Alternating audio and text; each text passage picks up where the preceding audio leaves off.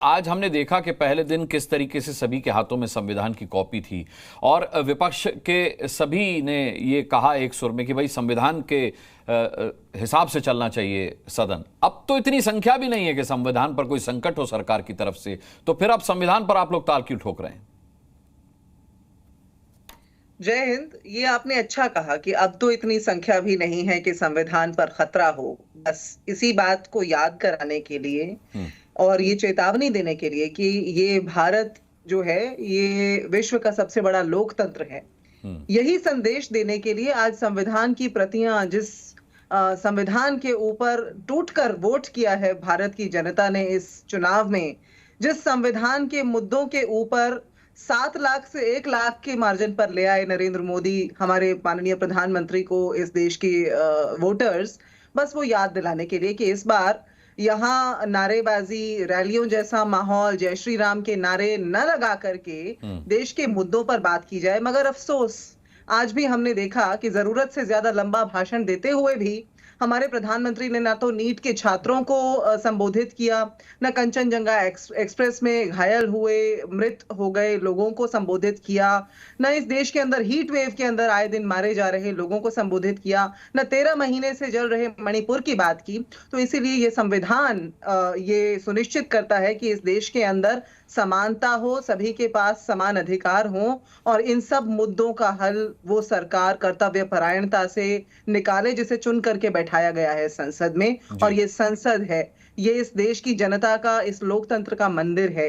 ये किसी के छाती ठोक करके एक अकेला सब पर भारी कहने की जगह नहीं है। बस ये याद दिलाया। चलिए, आपने एक अच्छी बात अपने वक्तव्य में बोल दी कि जनता ने चुन करके जिस सरकार को बिठाया है वो जनता की कसौटी पर खरी उतरे, वरना अब तक कांग्रेस ये कहती रही कि मैंडेट सरकार के खिलाफ है, मोदी जी के खिलाफ है। बिल्कुल खिलाफ है, बिल्कुल खिलाफ है। जिन नुमाइंदों को चुन करके संसद में बिठाया है, मैंने ये कहा, दोबारा दोहरा दो जी। प्रेम शुक्ला, कई सारे मुद्दे जिस पर अपेक्षित था प्रधानमंत्री का बोलना, विपक्ष जिस पे अपेक्षा करता कि प्रधानमंत्री बोलेंगे उस पर प्रधानमंत्री नहीं बोले। इमरजेंसी पर जरूर बोले सत्र से पहले प्रधानमंत्री नरेंद्र मोदी, लेकिन आपको याद दिला दूं कि विपक्ष लगातार ये आरोप लगाता रहा है कि पिछले 10 सालों से अघोषित इमरजेंसी ही चल रही है इस देश में। अनुराग जी, चूंकि संविधान जो है, संविधान के अनुकूल ही इस देश की संसद का गठन होता है और संसद के गठन के पूर्व अगर प्रधानमंत्री जी बात करें तो संविधान का स्वाभाविक तौर पर जिक्र आएगा। और ये कौन भूल सकता है कि इस देश के संविधान को ताक पर रखने का दुष्कर्म श्रीमती इंदिरा गांधी के नेतृत्व में भी 25 जून 1975 को हुआ था। इससे आप सहमत है कि नहीं है? 25 जून 1975 को जो आपातकाल लगाया था, इस देश के संविधान पर सबसे नृशंस प्रहार था कि नहीं था?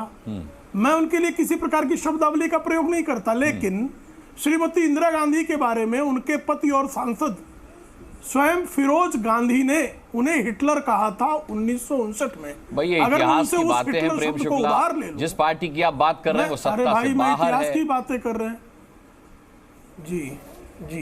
अब आप पूछ लीजिए प्रश्न, फिर मैं बोलूं। नहीं, मैंने तो आपको याद दिलाया कि ये आप गड़े मुर्दे उखा रहे हैं, 50 साल पुरानी आप बात कर रहे हैं। आप इतिहास गड़े मुर्दे नहीं है, ये गड़े मुर्दे नहीं है, ये गड़े मुर्दे नहीं है, क्योंकि इसी तरह से 2004 में जब कांग्रेस की सरकार 145 सांसद चुने गए थे कांग्रेस के, हमारे तो 240 आज भी हैं, 145 सांसदों पर चुनी गई कांग्रेस की जब सत्ता का संचालन का अवसर आया तो प्रधानमंत्री पद के ऊपर जो है एक इस देश में जो है एक पद सृजित किया गया था, नेशनल एडवाइजरी काउंसिल।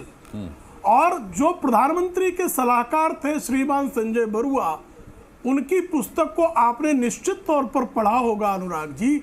उसमें उन्होंने जिक्र किया कि प्रधानमंत्री कार्यालय की फाइलों को पुलक चटर्जी नाम के अधिकारी सारी फाइलें वो नेशनल एडवाइजरी काउंसिल की तत्कालीन चेयरपर्सन श्रीमती सोनिया गांधी के यहाँ ले जाते थे। वहां से क्लियरेंस के बाद क्लियर होता था। मुझे बताइए, इस देश के संविधान में प्रधानमंत्री जिनको जो है एग्जीक्यूटिव में मंत्रिपरिषद का प्रमुख बनाया गया है, जिनको लोकसभा का नेता बनाया गया है, उनकी फाइलों को जो है क्लियर करने का अधिकार किसी काउंसिल को देना संविधान के किस अनुच्छेद में उल्लेख है?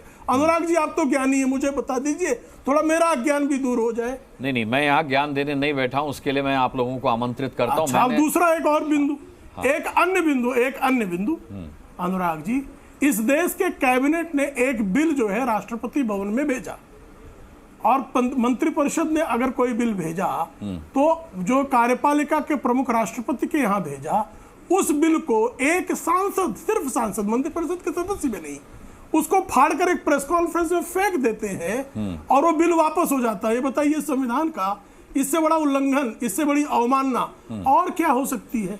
तो संविधान की नित्य अवमानना करने वालों को यह बताना हमारा दायित्व है कि हम संविधान के अनुकूल काम करने वाले लोग हैं। चाहे आदरणीय अटल बिहारी वाजपेयी जी का कार्यकाल रहा हो, चाहे आदरणीय नरेंद्र मोदी जी का कार्यकाल हो, की अवमानना करने वाले बता रहे हैं। उसी संविधान की प्रति दिखा करके आज विपक्ष मजबूती में आ गया है।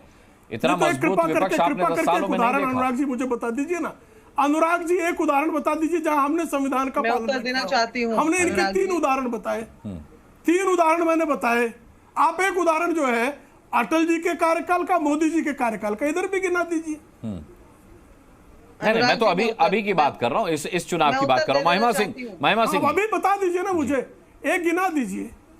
मैं उत्तर दे देना चाहती हूँ कि इस देश के अंदर पिछले 10 वर्ष से जो अघोषित आपातकाल चल रहा है अनुराग जी, उसे न सिर्फ भारत देख रहा है बल्कि विश्व देख रहा है।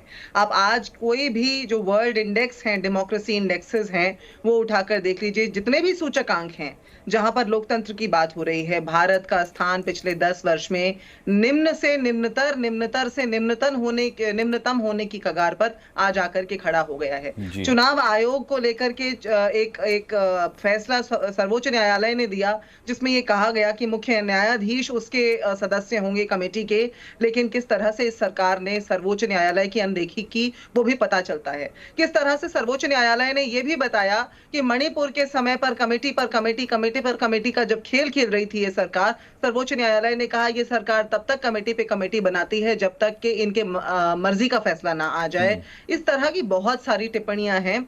किस तरह से, चाहे वो अफसर हों, चाहे वो पत्रकार हों, चाहे वो इंटेलेक्चुअल्स हों, कोई शिक्षक हों, आज हम देख रहे हैं इस देश की जितनी भी निष्पक्ष आवाजें हैं, उनके ऊपर पिछले 10 वर्ष से किस तरह से तलवार लटकाई गई है सत्ता की, उसको भी इस देश ने देखा। गांधी हत्या करने वाले लोग संविधान की क्या बात करते हैं? इनके अपने सांसदों ने किस तरह इनको टिकट काटने पड़े, ज्योति मिर्धा हो या फिर वो हेगड़े हो महाराष्ट्र से, जिनके टिकट काटने पड़े इस बात के, मिर्धा को तो बाद में दिया टिकट, ये बोल करके कि संविधान बदलने के लिए हमें 400 पार चाहिए। 400 पार तो हो ना सका, यहां तक कि इनको क्लियर मैंडेट भी मिल ना सका। आज जब ये बैठ करके संविधान की बात कर रहे हैं, ये हमने देखा है किस तरह से सांसदों को बर्खास्त किया गया था पिछले सत्रों के अंदर। आपने कहा कि क्या हंगामा खड़ा करेगा विपक्ष, इस बार भी क्या विपक्ष का पलड़ा भारी होगा? 2010 के वो सत्र याद कीजिए जब पूरे विंटर सेशंस को वाइप आउट करना पड़ा था, पूरे वॉश आउट हो गए थे सेशंस, क्योंकि भाजपा ने संसद को, जैसे कि आज भी रैली बनाते हैं, उस समय पे भी रैली मात्र बना करके छोड़ दिया था। तो इसलिए संविधान की अनदेखी बार बार ये लोग करते हैं, लोगों के अधिकारों का।